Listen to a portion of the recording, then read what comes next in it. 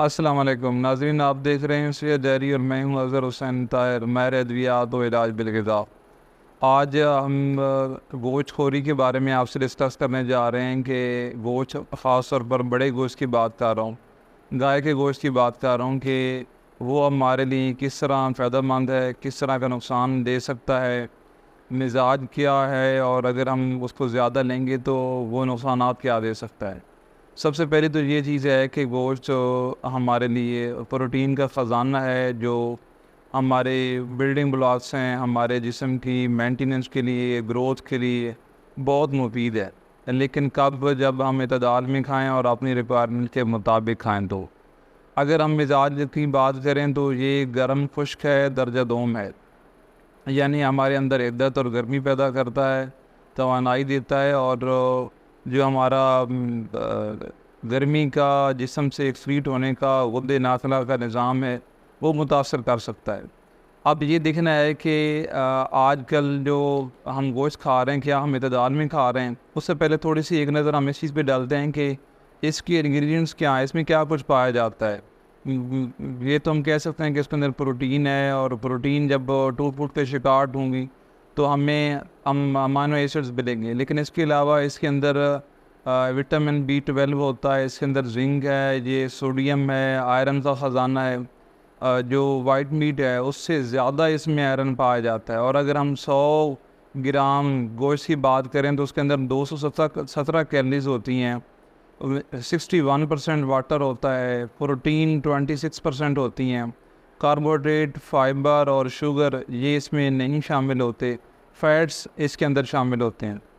अब होता क्या है कि हर बंदा इसको इस अंदाज से खाता है कि जिस तरह का उसका जी चाहता है, लेकिन ये ऐसी चीज़ नहीं है। ख़ास तौर पर इस दौर जदीद के अंदर, जब वो हमारे बहुत सारे प्रॉब्लम हैं और हम इसको अपनी डोज़ का ख्याल रखे बगैर खाई जा रहे हैं।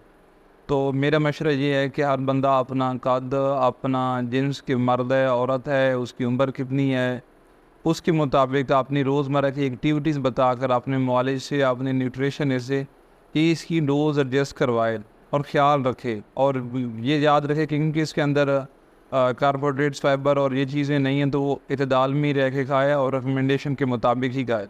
और अपनी बीमारियों का भी खास ख्याल रखे कि बीमारियाँ कौन सी और हमें कितना चाहिए। अगर बंदा सेहतमंद है, अगर कार्बोनेशन मोटी बात की जाए 0.75 जो हमारे ग्राम हमें चाहिए होते हैं पर केजी के हिसाब से। और अगर हम इसको सादा अंदाज में बयान करें तो हर बंदा गोश्त इतना खाए जितना उसकी मुट्ठी में आ सकता है। लेकिन ये याद रहे कि क्योंकि बड़े गोश्त में फ़ैट होती है, चर्बी है, तो अगर किसी का कोलेस्ट्रॉल बढ़ा हुआ है, किसी को ब्लड प्रेशर का मसला है, किसी को पेप्टिक अल्सर है, तो ये सारी चीज़ों को मद्देनज़र रख के ही खाए। मैं सिर्फ सेहतमंद बंदे की बात कर रहा हूँ कि वो जब गोश्त खा रहा हो तो वो मुट्ठी भर से ज़्यादा ना खाए। और ऐसा नहीं है कि आधा या किलो कढ़ाई के अंदाज में या उसको पुश करके या किसी और अंदाज में खाए, बल्कि बेहतर यही है कि वो ज़्यादा इस्तेमाल ना करे। सब्ज़ियों में मिक्स करके भी पकाया जा सकता है, ज़्यादा सब्ज़ियों का इस्तेमाल करें या कम इस्तेमाल करें। अगर किसी की एक्टिविटी ज़्यादा है, अगर किसी की उम्र बढ़ोतरी वाली है, तो वो रूटीन में लेना चाह भी रहा है तो वो अपनी मुट्ठी भर से ज़्यादा ना ले।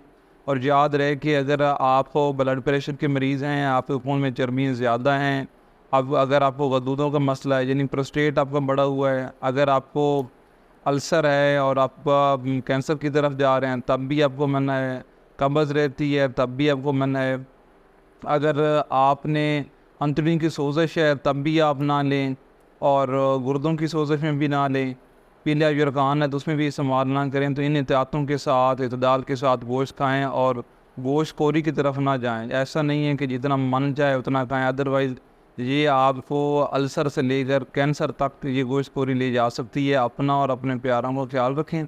इस तरह की मज़ीद मालूमाती वीडियो देखने के लिए हमारा यूट्यूब चैनल लाजमी सब्सक्राइब करें। बहुत शुक्रिया।